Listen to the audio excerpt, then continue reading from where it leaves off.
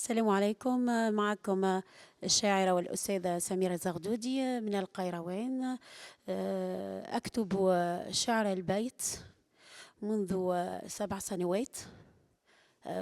لكن عندي زوز ديوانين، ديوان طوق الحرير، وقريت قصيدة منه أحياني فكأنما أحيا الناس جميعا، وعندي قصيدة وكنت مش نقراها، مش نعطيكم شوية مقطع منها كان تحبوا ملكة الحب. نقول فيها: بالله هي امرأة أهدت من الوجد لحرفها جنة من أعطر الورد، يا سجدة الحرف في محراب معجمها تنثال ريشتها بالشكر والحمد لهفة في شفاه الشعر تصحبها لحمرة السوسن المنثور في الخد، يا أنت في وصف زنوبيا وهيبتها بين الملوك وتاريخ من المجد للحب مملكة أشطار تحكمها من صرخة المهدي حتى سكرة اللحد، ليست الزمن المشهود مفخرة هي من بقرطاج حلت صحبة الوفد، هذه زليخاء الإغراء زينتها من أجل يوسفها عاشت على العهد فينوس سحر من الآلاء يسكنها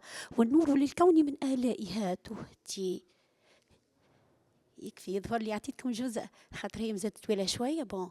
وهذه عنا، وقريت لكم قصيدة العنقاء. كان اللقاء اليوم جميل جدا وراقي برشا برشا، واستفدنا من بعضنا وذاك كان سهرة حلوة برشا والحمد لله.